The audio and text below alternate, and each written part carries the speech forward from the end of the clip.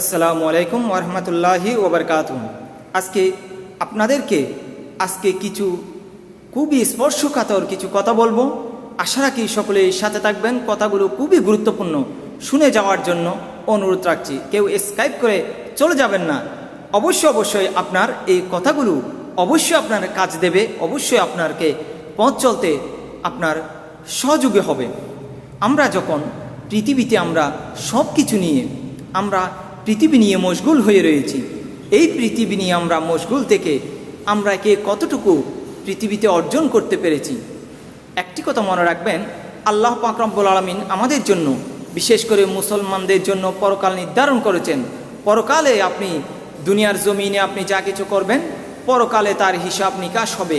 আপনি যদি ভালো কাজ করেন, ভালোর প্রতিদান সেখানে আপনাকে দেয়া হবে। আপনি যদি কোনো মন্দ কাজ করেন, সেই মন্দের প্রতিদানও আপনাকে দেয়া হবে। বলা হয়েছে কারো উপর জুলুম করা হবে না, এক বিন্দু পরিমাণ কারো উপর জুলুম করা হবে না। পৃথিবীতে আপনি যা করেছেন তাই আপনাকে কালকে কিয়ামতের ময়দানে আল্লাহ পাক রব্বুল আলামিন বুঝিয়ে দেবেন। তাই আমরা দুনিয়ার জমিনে আমরা কে কি করছি, আমরা বাইয়ে হানাহানি করছি, আমরা নারীর প্ররোচনায় পড়ে অনেক সময় বাইয়ে আমরা হানাহানি করছি, বাইয়ে মারামারি করছি। আজকে হত্যাকাণ্ড পর্যন্ত সংগঠিত হচ্ছে এই দেশে, আজকে পৃথিবীর জমিনে। আজকে অনেক সময় দেখা যায় আমরা নারীর প্ররোচনায় পড়ে অনেক অনৈতিক কর্মকাণ্ড করে ফেলি। আমরা কিছু চিন্তা করি না, নারীর ফাঁদে পড়ে। নারীর ফাঁদ এটি অনেক বড় মারাত্মক। নারীদেরকে শয়তান ওয়াসওয়াসা দিয়ে এমনভাবে তাদেরকে কবজা করে যে নারী চাইলে একজন পুরুষকে ধ্বংসস্তূপে পরিণত করতে পারে, আবার চাইলে সেই নারী একজন পুরুষকে জান্নাতের দিকেও নিয়ে যেতে পারে। তাই আপনার ঘরের নারীকে আপনি নামাজি বানান, রাসূলের আদর্শিক বানান। মা ফাতেমাতুর জাহরা রাদিয়াল্লাহু তাআলা আনহা যে পথে চলেছেন, সেভাবে তাদেরকে চলার জন্য তাদেরকে গাইডলাইন দিন, পরামর্শ দিন। আমি বলবো, আমরা দুনিয়ার জমিনে আমরা টাকা রোজগারের জন্য আমরা এমনভাবে চলছি, আমরা হালাল হারামকেও আমরা বাস বিচার করছি না। আমরা অনেক সময় অন্যায় করতেও আমরা দ্বিধাবোধ করছি না, শুধুমাত্র টাকা পয়সা ইনকামের জন্য।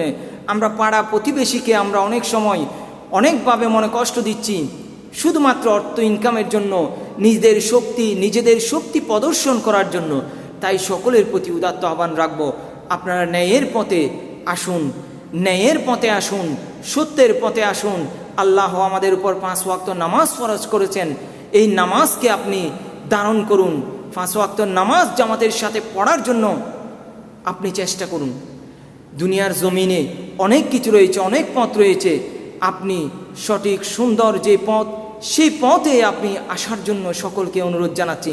আল্লাহ পাক রব্বুল আলামিন কথাগুলো আমি সহ আপনাদেরকে বুঝার জন্য তৌফিক দান করুন। ওয়া মা তৌফিকি ইল্লা বিল্লাহ।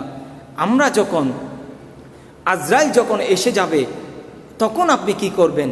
অনেকে আমরা চিন্তা করি, হাজি, অনেকে আমরা অর্থ সম্পদ রয়েছে, হজ করতে যাই না। আমরা বলি যাব, কখন যাবেন?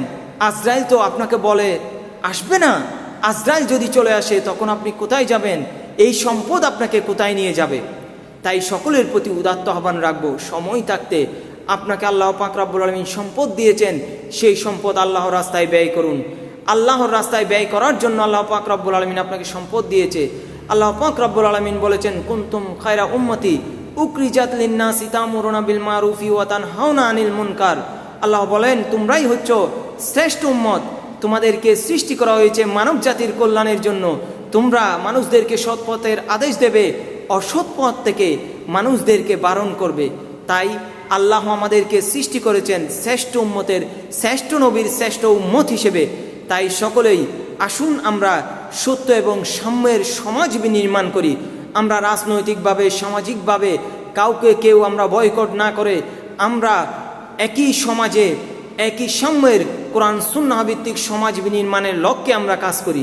আসুন, যখন একটি কথা মনে রাখবেন, ধরুন আজরাইল, আপনার হায়াত শেষ হয়ে গেল, হঠাৎ করে চলে আসলো আজরাইল আসার পর আপনার জান কবজা করলো। আপনি দেখছেন পৃথিবীবাসী সবাই রয়েছে, কিন্তু আপনাকে সব কিছু ছেড়ে, অর্থ সম্পদ, পিতা মাতা, সন্তান সন্ততি, স্ত্রী পুত্র সব কিছু রেখে